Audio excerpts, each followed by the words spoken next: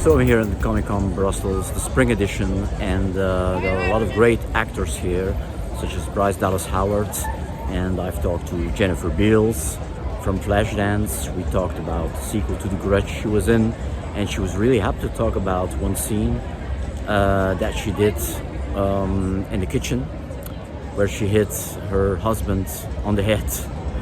And Katee Sackhoff is here. And I'm very excited about that. Starbuck from the reimagined Battlestar Galactica series, and which is great because in 2025 other Battlestar Galactica actors were here, such as Jamie Bamber, who's a friendly guy, and Mary McDonnell, and also Edward James Olmos. We had a little chat about Blade Runner, and Dirk Benedict, the original Starbuck from Battlestar Galactica from the 70s. And I've met some people here that are very nice. These are two people who were just fantastic while we were waiting for the Q&A of Katee Sackhoff. And here's the Q&A, here it is.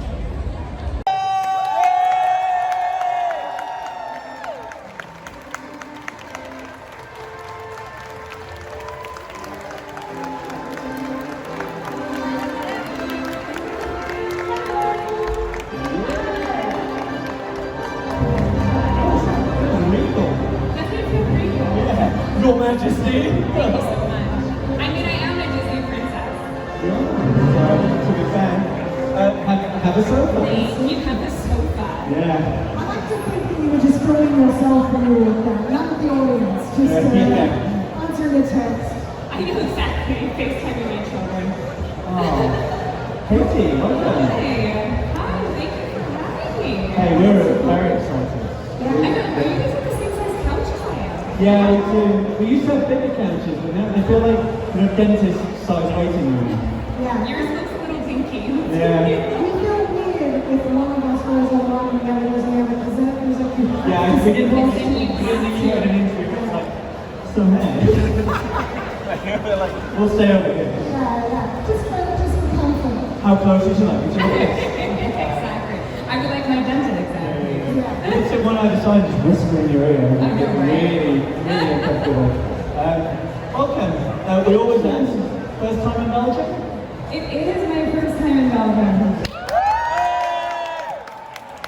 Oh my god, you're such a diva. Oh my god, I know.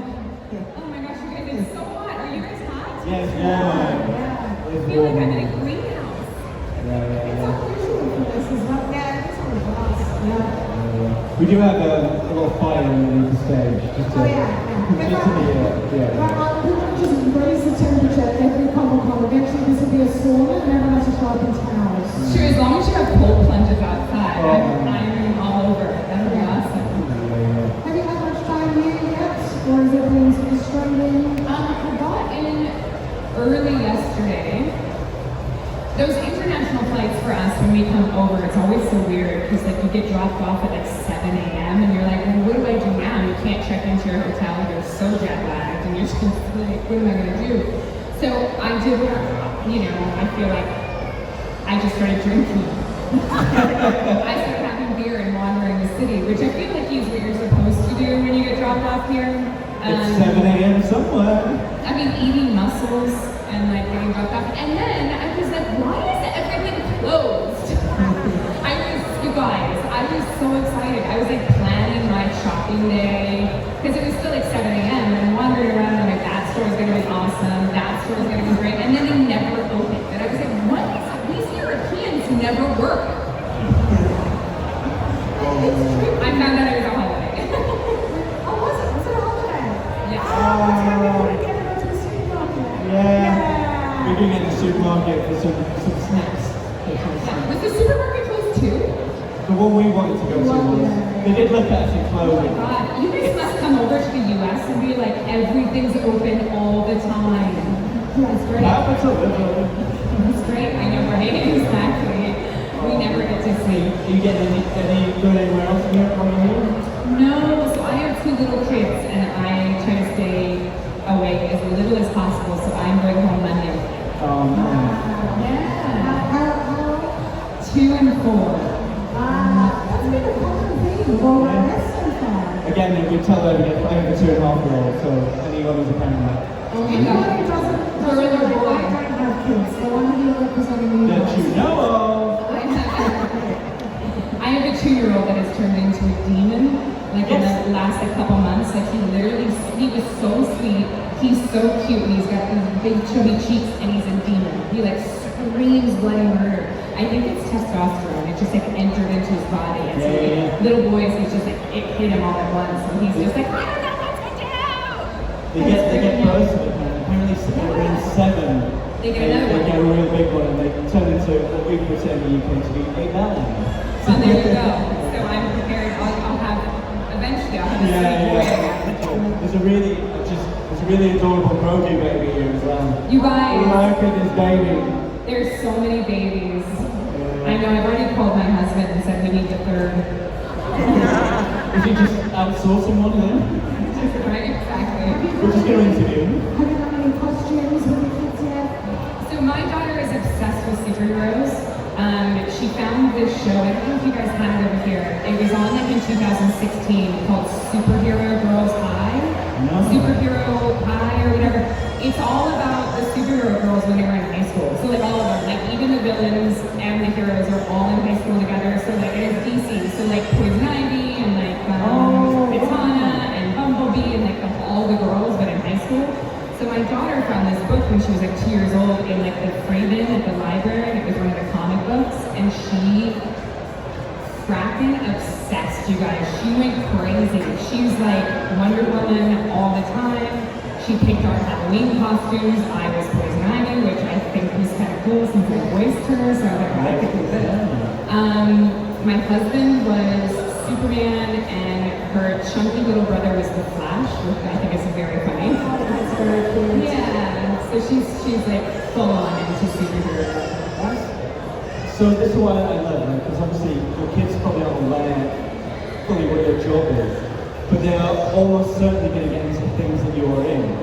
I'm trying, you guys. I have Clone Wars books everywhere, and she's just not having it. Oh really? Not having it. She came to set when we were filming season 3, and she was like 3 months old. And she came to set, and so she knows me as Bo-Katan. So she calls me, like when she sees the doll, she calls it Mama Bo-Katan. She knows that I'm an actress. She knows that Bo-Katan is one of the characters that I play. I don't quite think she gets it, like fully. I don't think she fully gets it, but like she knows the difference between like, you know, like animated Mulan and live action, or live action and animated Mulan. So she gets the difference between that. So I don't know, maybe she'll figure it out at some point. But When I was 4, my family lived in Hong Kong, so my dad, being white, was doing office party Santa Claus. yeah, And so I saw him dressed as Santa, and then for about 10 years, he said he was the Santa. Because I couldn't, I was like, oh, there's a day job for the rest of the year. Yeah. And so all my friends, I was like, you're welcome, that's my dad. He gave me those presents, he's amazing. I think she might think I'm just a man. Yeah. Mama Bo-Katan would be a great series. I would Mama watch that. Bo-Katan. I know. I at least read the kids' books. I keep telling Filoni that they need a Mama Bo-Katan series, but it's not, it hasn't worked yet. Yes. Have you ever attempted to make your own, to come up with your own fiction series and spin off that kind of thing? You mean like Bo? No, just in general. Oh, you mean like create my own stuff? Yeah. Yeah, you know, my husband's a writer, and so I'm constantly, I call myself the idea person, and he does the work because I can't write. So sometimes in the middle of the night, I will literally wake up and be like, babe, I have a great idea. And he's like, write it down. I'm like, I don't want to. Can I tell you about it? So he's constantly telling me to write them down, and so he's written a lot of them actually. So. Are you a voice notes person or a message? No, I'm ADHD, so I'm a post-it notes person everywhere. Ah. Like I just write it down and then I'll lose it. And then find it 5 years later. I'm a nightmare with posters. I write down on them, I write like scuba, like something that I know means something. But Yeah, 10 minutes but then you later, don't know what it means. That's me. Yeah, absolutely. Did you find that during your career? Because I'm myself and I'm Canadian, so that helps to be distracted a lot. Do you find it useful, or are there times where it makes things more difficult? You know what's funny is I wasn't diagnosed until I was like 38. And so I'm really glad I didn't know because I probably would have been medicated. And because I was medicated, I learned tricks to sort of focus my brain. And I consume a lot of coffee, which levels me out actually, which is very strange. But yeah, I do think that it is a superpower. There are certain things I can do that I know I can do better than everybody else. I mean, I don't really know that, but like in my circle, you know, like I'm not saying I'm better than all of you guys. I can pack better than everyone in this room. No, but I'm like a phenomenal packer. Walk us through your way of packing. What are your tips? I'm amazing. I make lists. And then I set every single person's clothes and everything that they need down in a pile. And then I stare at it for a while and I know exactly what suitcase we need to pack.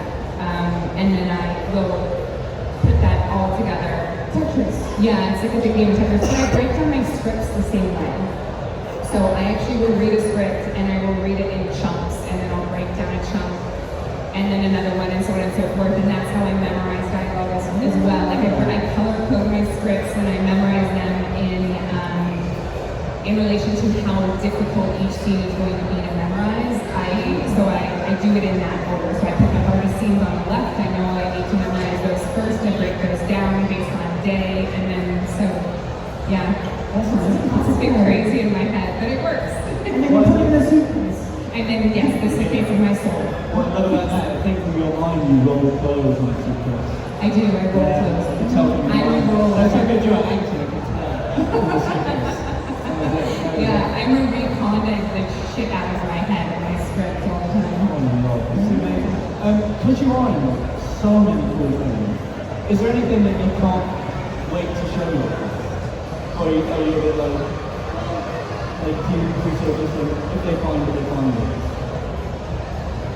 Is there anything you don't want me too much? So much. So much. I'm really excited. Like, I think my daughter is almost at an age where we can start Clone Wars. I was going to say, would you go Rebels? I mean, I would just start. Oh, you go proper? I would just go proper. Yes, correct. But I think we're almost there. Like, we're so close.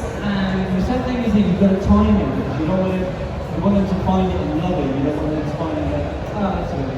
I know, and that's so. Somebody told me the best thing to do actually is start with the music. Oh, really? And it actually makes complete sense. A friend of mine is a huge Star Wars fan, and his kids became huge Star Wars fans. And I said, did you start with what, did you start with the remote? Like, where did you start? And he said, no, I started with the music.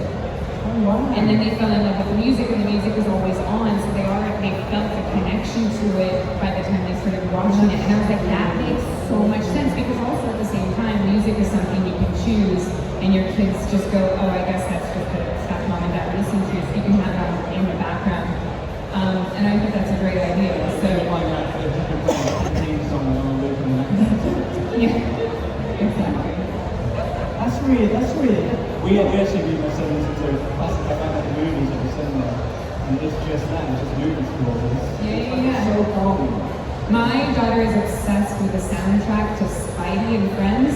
Oh yeah. But at least it's like Panic at the Disco, so it's like good music, but at the same time I'm like, oh my god, I can't listen to this anymore. Oh, I mean, so many things like that. Yeah. We don't have you for too long, so we are going to open the floor to questions. So we've got a question with your hand up. We're going to come down. Oh my god, are you in a Chewbacca jacket? You must be the warmest Oh my god, man. it must be so hot right now. Yeah, we'll start passing them, so just tap it for me and check it. That's good. Hello. Very glad that you're here. I want to ask a question. At Comic-Con France, we met with James Olmos and Marion McDowell, and they were saying that Battlestar Galactica resonates more today than it did when it was shot back in the days. Do you agree with that? That the show today has more relevance? It's much more relevant now than it was. Battlestar Galactica, when it was actually airing on television, was not popular. People people watched it, but every single season we got picked up for another season. I was shocked because our ratings were not good. So the fact that the show kept growing and getting bigger and bigger and bigger still blows me away. But so I had never actually watched the show until I just started watching it with my husband for the first time because he also hadn't seen the show. I'm just going to plug the YouTube channel. If you haven't seen that, we're doing it on YouTube, so go to the Sackhoff Show on YouTube and you can see what I'm talking about. But it is so relevant now. It's so topical, which is actually kind of scary how relevant it is right now. Even more so now than it was when we were filming because of the advancements in AI and things like that. Thank you very much. Did you find that there was a significant rise as soon as the unification of the Office started with the BSB Battlestar Galactica? So I also didn't watch The Office, so I didn't know what that was.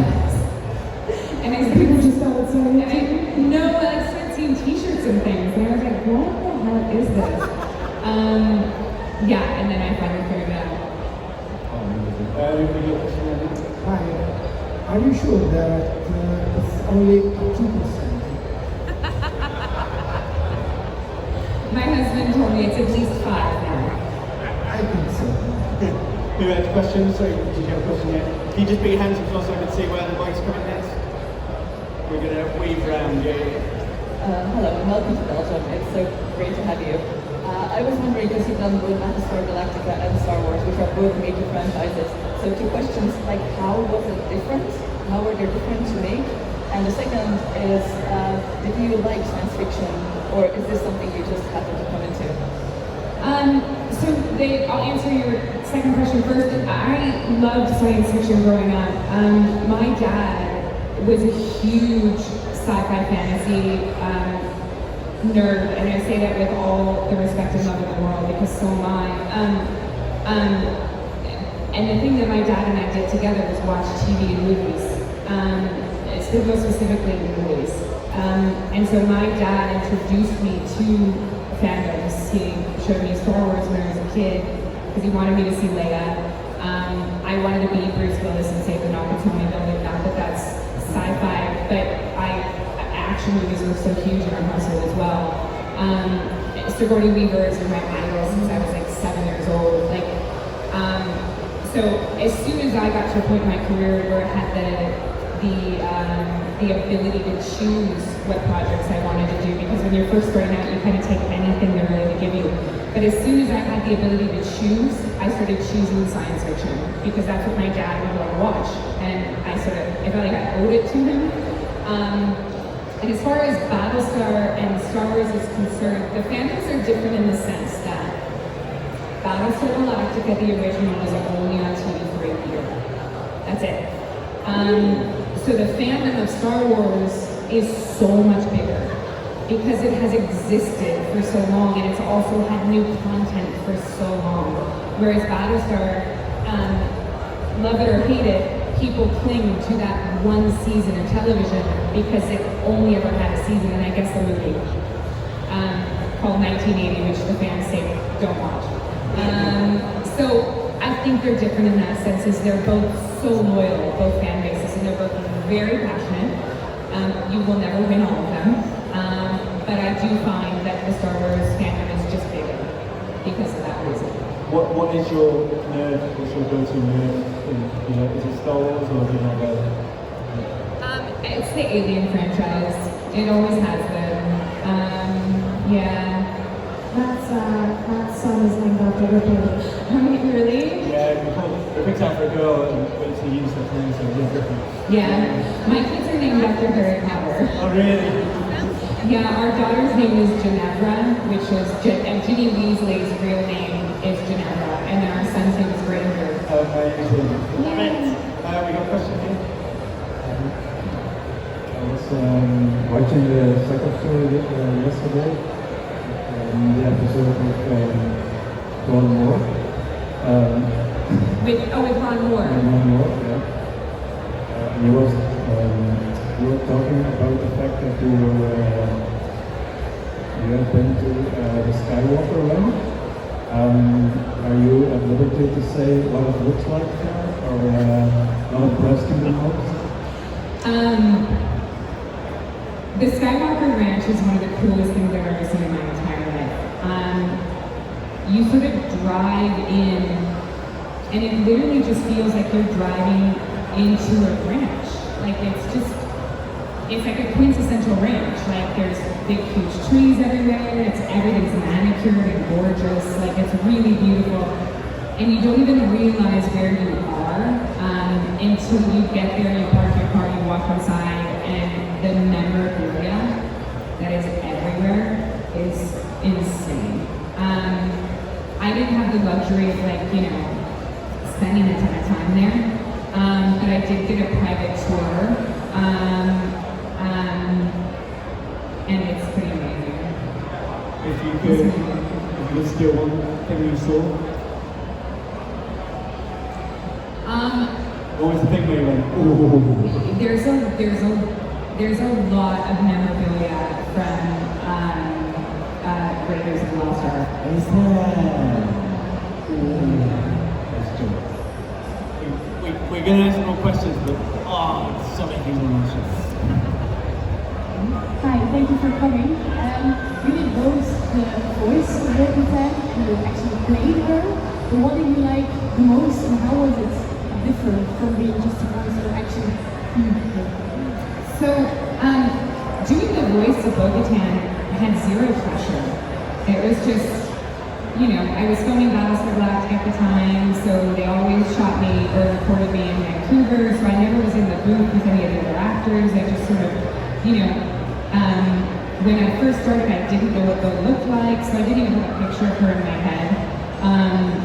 My job, and I always say that my job when I was doing the voice was to convey what Dave wanted her to sound like, the attitude he wanted her to have, and when he was happy, I just said, great, cool, I'll go home. So I had no ownership over her. She was just Bo-Katan, and Dave's Bo-Katan.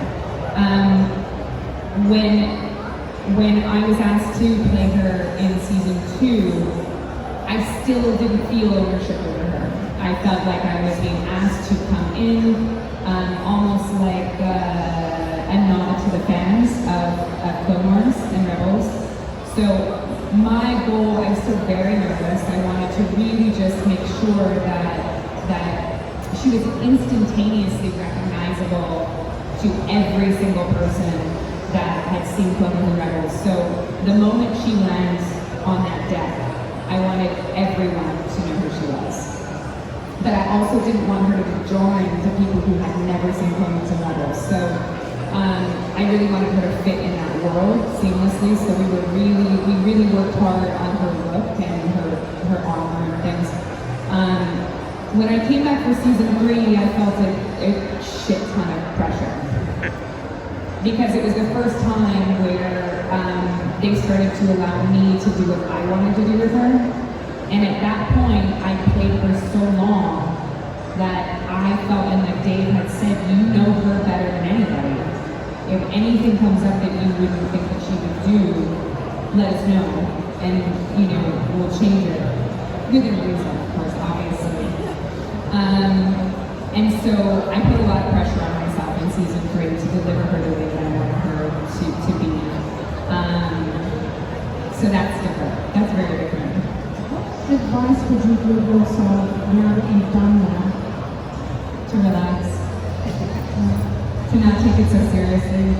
Because it was in Rebels version, obviously you inform the character through the voice, but the animators make choices in motion. Did you then use that as a reference, or did you just find your own? So I did, and that was the hardest part of actually transitioning her into live action. Is the way that she moves is not the way that I move. Every character that I played in live action, I've established her movements, and as you can tell, I move a lot. Like my face moves a lot, my hands move a lot. I'm a person that's constantly moving. So much so that in the beginning of my career, I had a producer tell me to sit on my hands and stop moving my face so much. And I was like, oh, we're not going to get along. And so that was the hardest part with Bo, was that her movements are not natural to me. And so I had to work really hard on being as still as possible. And if you guys will notice and go back now, you'll see that she's constantly moving her hand like this. And I did that because I needed my energy to go someplace, because I can't sit that still. So I turned it into, in my mind, her constant readiness. And her, you never know when she's gonna pounce. Like, she's always ready. And so she may seem as still as possible. Like, think about the throne scene. She's not moving at all, but my hand is moving. Because I can't sit that still. Wasn't that saying the right? I think she would have some form of fidget toy. I wish she fidgeted a lot, because even her face doesn't move that much, which is so weird. Very good. So this is Can you just get the mic to your Like this.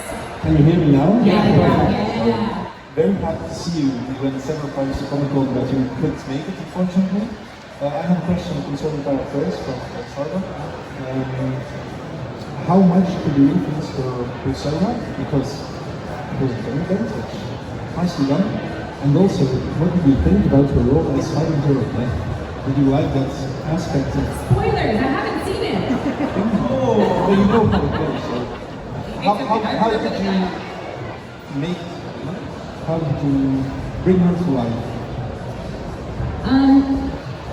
So the creators of Battlestar really allowed us to have ownership over our characters. There's so much of my movements and my mannerisms in Starbuck and who she was. I do not believe that I was anything like her, but a lot of her mannerisms and things are mine, because there was a confidence that I had in her. I knew her immediately when I read this script. I knew who she was. I had a very easy time creating her backstory in my mind. So much so that I was talking with some of the writers, and they were talking to me about who she was and her backstory. And I told them what I thought, and then it ended up as Maelstrom. So they really let us dictate who those characters were. That being said, there's a lot of things that she does that I think are terrible. And as far as like her being like a harbinger of death, I don't quite know, because I've never seen the way that it plays out. I know that what that meant to me, like, when I was playing her, because of how it influenced the perception of that coming at me from other people. But as far as who she was, like, she was always just like pretty constant. Does that make sense? Like, I didn't feel that. Like, that stuff happening outside around her that didn't and shouldn't have influenced my performance. I think, does that answer your question? Hello. Perfect. So my question is, what is the audition process for you playing any of the characters throughout your career? Oh my gosh, it's always very different. Now it's very different because now nothing is in person anymore. Our industry got very lazy. Let me explain it. So during COVID, you couldn't audition in person, so you had to send tapes in. Now, anybody auditioning in Europe or Canada or other countries is used to this because you guys always had to send tapes to the United States. Like, it was always this thing that you were doing, whereas Americans, we were very spoiled because if you were in California, you just went in and auditioned in person. And that could look like a myriad of different things. Like, maybe you audition once, maybe you audition twice, 3 times was pretty common for Battlestar. I auditioned about 7 or 8 times. Now we're sending tapes in. And what that has done is it has increased the audition pool exponentially. So now you're not just auditioning against people in California, you're auditioning against the entire world, which has made it much more difficult to get work. But I think the different talent that's being found has been really, really wonderful. Yeah. We get the mics there and we'll come forward and we're going to let you go. Hi, thank you for coming to Belgium. Can you put the microphone like this? Yeah, just forward like that. Forward like this? Yeah. Okay, perfect, thank you. Thank you very much for the picture with the baby. It was really nice of you. Also, thanks to you, I'm one handshake away from the global scale, so you know, my life is complete. And my wife wanted to know if there was another sci-fi franchise you would like to play in. I knew aliens. It's gonna be ending. Yes, there's a lot of service for me. Yeah, it's been my life's goal to work with Sigourney Weaver. Oh, Yeah. that's very nice. We'd love to see you next. Yeah. Thank you. Thank you. Your favorite alien or aliens? Alien 2. Yeah. I can see you in aliens. I can see you as a marine too. Yeah. Yeah. We get the microphone here and then it's our last question over here. Hi Katie, thank you for coming. I'm going to ask a bit of a different question. I would like to know if you had to switch places with one of the characters you've ever played for 24 hours, who would it be and why?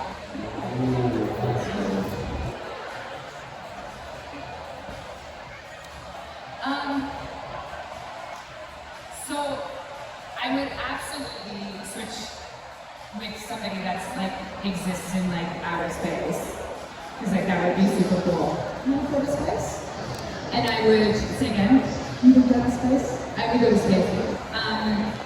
But I would also make sure that I picked a project that had faster than light capabilities because then you could like actually see a bunch of stuff. So that exists in Battlestar Galactica, but not as readily available as Star Wars. So I would pick Bo-Katan. Yeah. Nice. And you get some sweet armor. Yeah, I don't. It's very uncomfortable. I don't want to wear that armor. No, you don't In mind real that's life. good. No, could you imagine if it was actually this guy?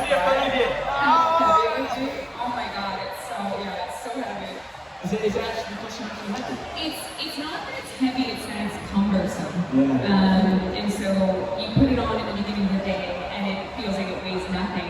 But when you take it off at the end of the day, it feels like it weighs 30 pounds. Really? Yeah, it's very weird. Oh, interesting. I used to see like nowadays. It is light. It's just all of it's connected together and attached to each other. So you're sure it feels like. Oh, so that. Yeah, it's very restrictive. So the way that I explain it to people is it feels like somebody took a bunch of like bungee cords and attached them to all over your jumper, and then stretched all of those bungee cords as much as possible and strapped them to the bottom of your feet. It's like resistance. And so you're pulling against the suit all day long. It's really it feels like you're working out just because you're pulling against the suit. So like your abs and your back muscles will hurt. Now that is a skill for you. Yeah, you need to go workout. You gotta do it. You gotta calm workout. Resistance training. Yeah, exactly. And now try and pick that up. Because you move too much. Yeah. They won't tighten the armor. Makes sense. Well, you know what's funny is that so my whole suit was like one jump, like one suit, right? It was like a onesie. Like, does this mean you have to get naked in the top? Yes. And I had it down to I could take off everything and go to the bathroom, come back, have everything put back on in 5 minutes. Because the whole like second season I wasn't drinking any water because I had to pee all the time, so I just like didn't drink water. And when I came back in season 3, I was like, I'm not doing that again. So we have got to figure out how to get this thing off. And then I went over to Ahsoka and their suits were cut in half. And I was like, what is this? And they were like, well, we learned from watching you. And I was like, so then fix mine. And they were like, no, it's been established. I'm looking forward to the future where we have some hot dog. Yeah, right, exactly. There's nothing to flatten a bone like one suit. Like a one-piece suit. So it is a very, yeah. And on that note, we're going to let Katie go. Guys, we're going to do our usual. If you're alright, we get selfie with everyone, with the audience. Yes, of course. You guys, if you're Battlestar Galactica fans, seriously, check out the rewatch. It's so much fun. My husband it's very interesting to watch his reaction to everything as well.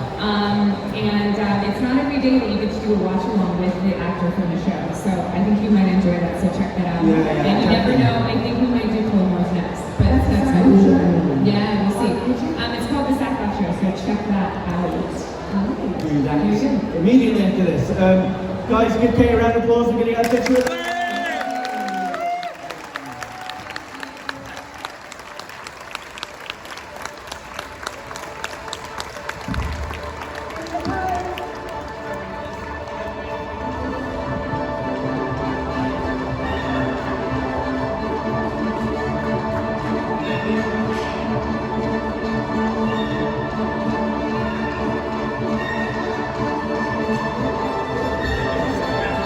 just like Katee Sackhoff! Oh, 1 second.